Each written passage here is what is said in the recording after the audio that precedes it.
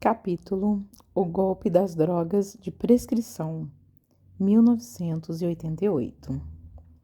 Quando Charlie entrou no Sunset Beach, sentiu sobre si os olhares de respeito, como sentira todas as sextas-feiras dos últimos 2 anos.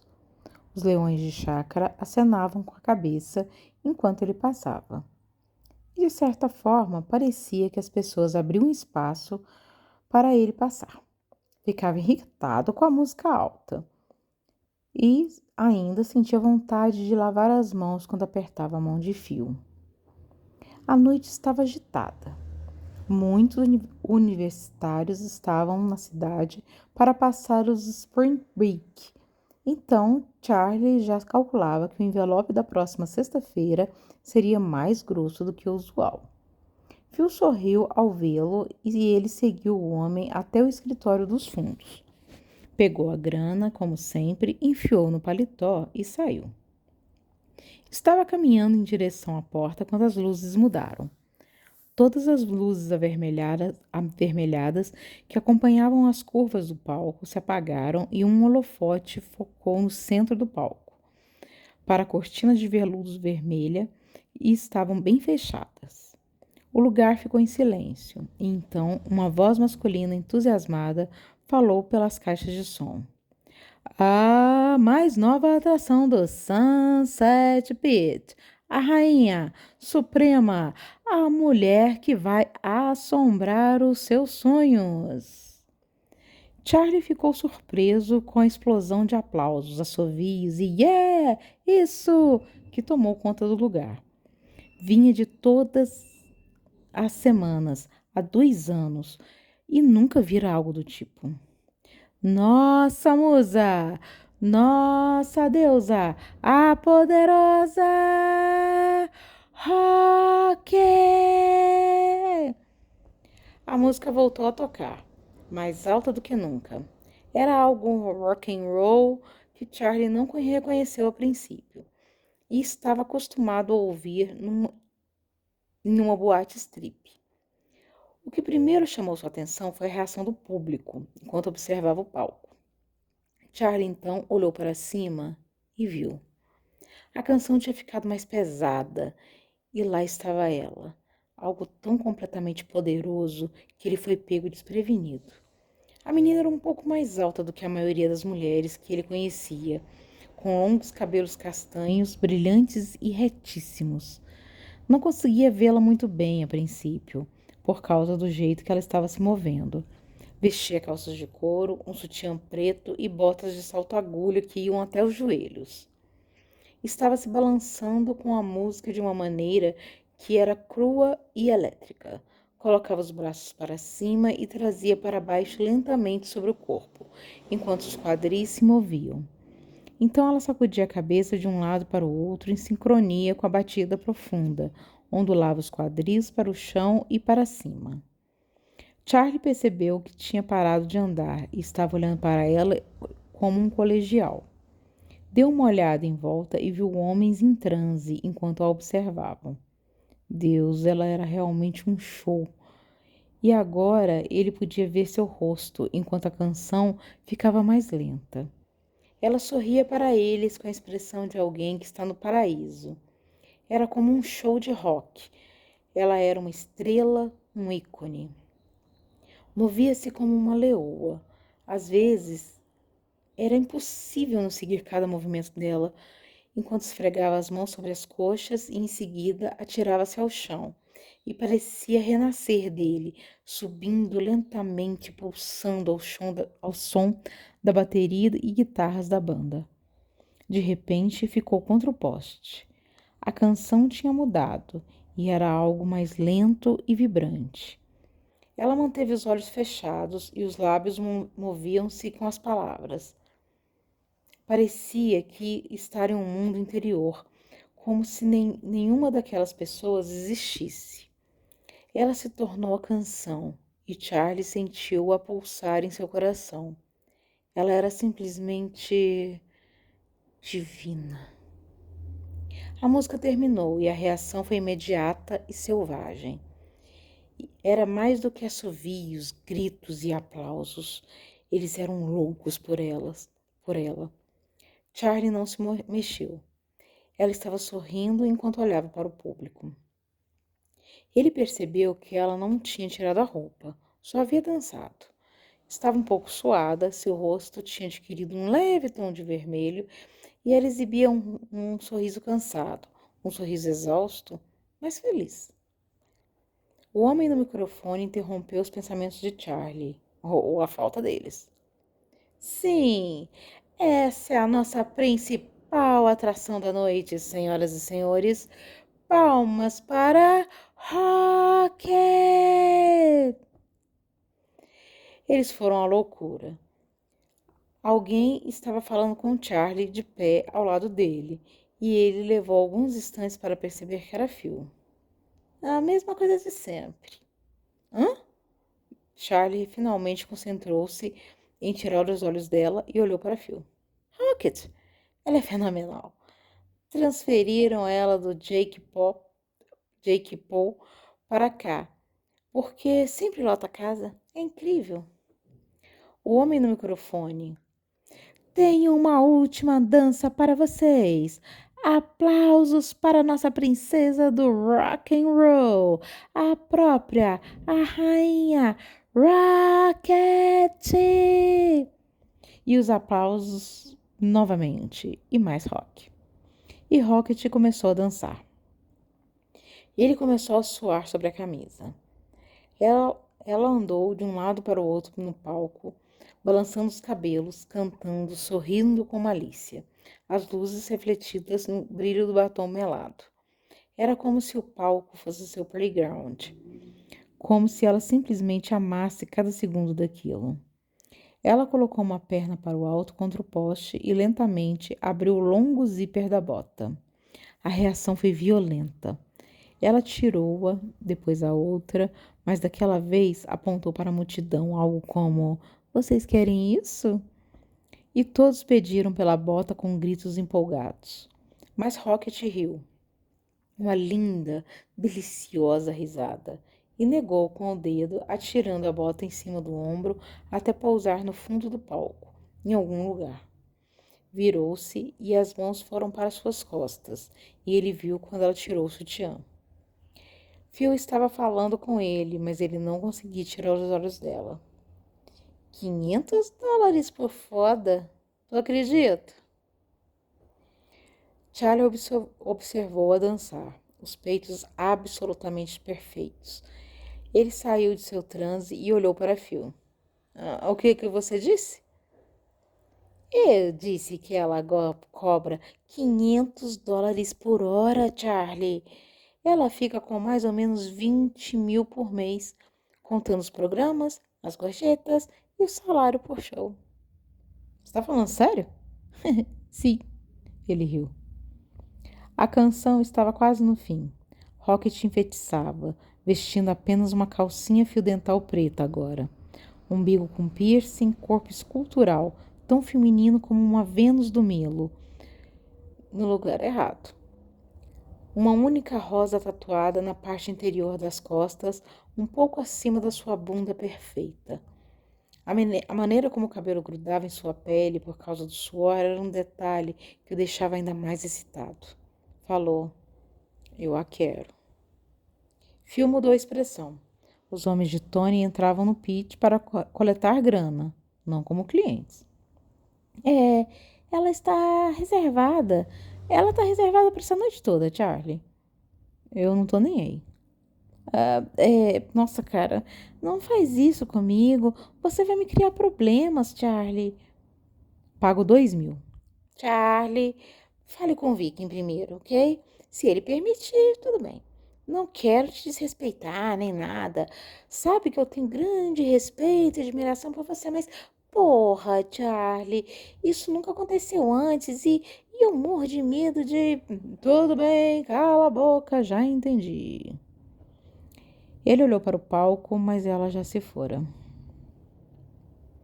Naquela noite, Charlie pegou-os pensando sobre ela. O tempo estava quente e ele rolou de um lado para o outro na cama, na esperança de se resfriar.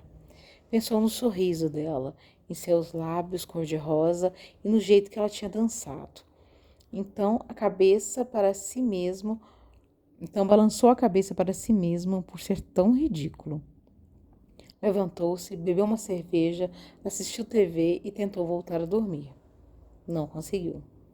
Meia hora depois, ele saiu da cama de novo e pegou outra cerveja. Acendeu um cigarro, voltou-se de novo em frente à TV e tentou encontrar algo de bom para assistir. Nada.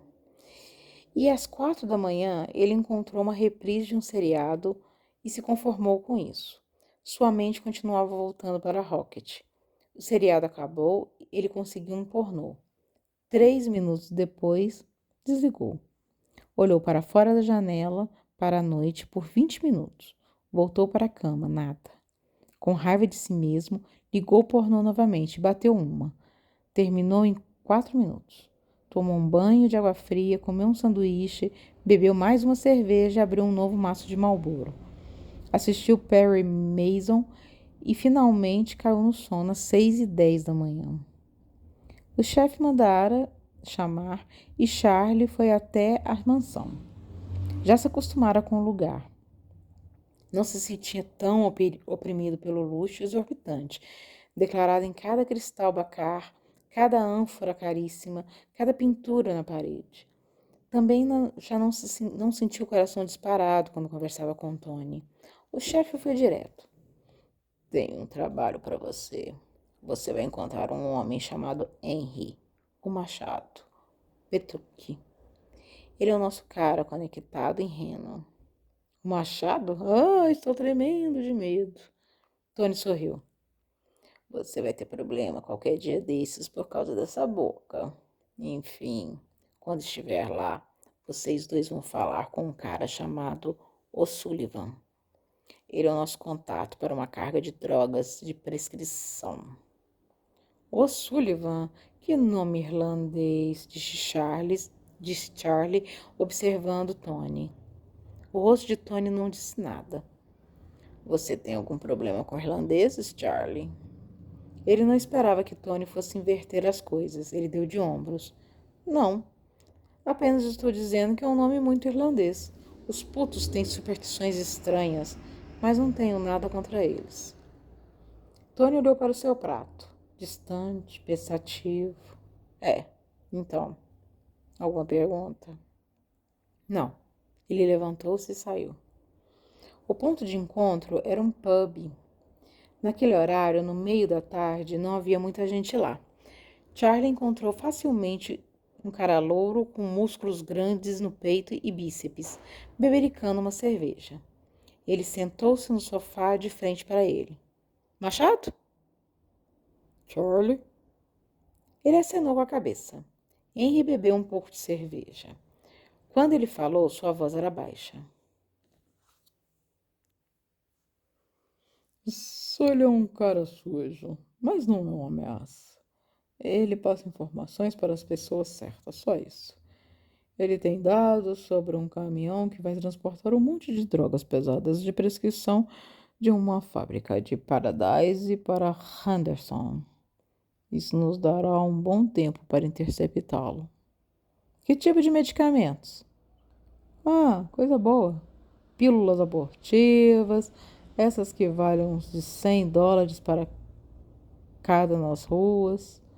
Também tem prednisona, antidepressivos, Percocet, diazepam, Xanax.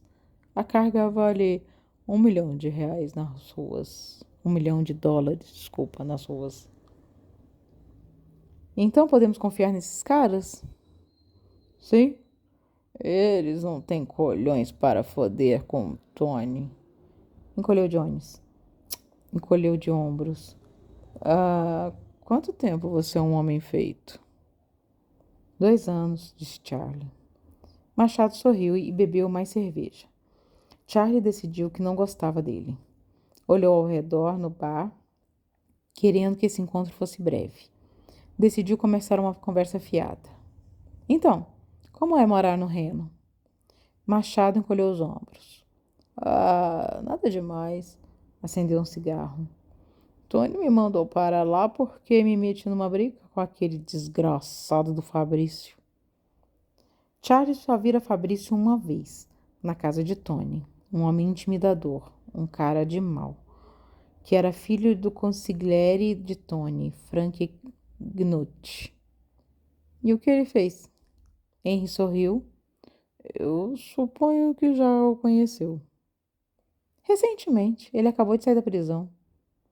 É um completo psicopata. Ele enfiou uma caneta esferográfica no peito de um amigo meu. Charlie pegou as batatas fritas no prato de Henry. O que seu amigo fez? Eu disse algo sobre aquela tatuagem. Ele disse algo sobre aquela tatuagem esquisita que Fabrício tem no braço. Você já viu? Não. É um padre transando com uma cabra ou uma coisa assim? Henry riu. Muito. Ele bebeu mais um pouco de cerveja. Acenou com o dedo para Charlie. Gostei de você. Então sorriu mais um pouco. Nem. Fumou mais. Ele tem uma tatuagem de uma pin-up transando com um dedo rasgado, tipo a porra de um dedo gigante. E ainda por cima é artística, sabe? Charlie se perguntou se era verdade. Bem, deveria ser. Henry continuou. Então, meu amigo, que não é um cara feito nem nada, mencionou que a merda da tatuagem o assustava. Fabrício perguntou por quê. Ele apenas comentou que era esquisita pra caralho. Fabrício então começou a explicar como as mulheres estragavam tudo, até mesmo o conceito de Deus. Você faz ideia do quanto esse cara é louco? Ele balançou a cabeça. É claro que Elvis, que é o nome do meu amigo, achou aquilo ridículo e eles começaram a discutir. Do nada, o puto do Fabrício pega uma caneta que estava sobre a mesa e pam! Enfia no peito do Elvis. O cara foi parando para um socorro e eu fiquei furioso. Tony me acalmou, mas meu presente foi morar em Reno. Cacete. Um cara se aproximou da mesa. Ei, falou um pouco ansioso. Henry moveu-se para o lado e o homem sentou-se. Esse aqui é o Charlie, um amigo nosso. O Sullivan apertou a mão de Charlie. Então, ele olhou para ambos os rostos e inclinou-se sobre a mesa. Ok, aqui está o negócio. Em uma semana, no dia 12, a carga vai partir às 9 horas. Mais ou menos. O homem que dirige a carreta chama Rick Cast. Não dá para negociar com ele. Se os vir, ferrou. Vai ter que eliminá-lo. Abaixou a voz. Não aceito suborno. Então façam o trabalho de uma maneira que não vejam o rosto de ninguém. Ou ele está morto. Porra, sacaram? Charlie mastigou a ponta de um palito de dentes. Tudo bem, então. Vamos seguir com isso. Leva os talheres para Vicky enquanto eu entro em contato com você, Machado. Levantou-se, apertou a mão dele e saiu. Na sexta-feira, pegou-se entusiasmado para coletar no Sunset Beach. Entrou na boate e coletou com fio como de costume.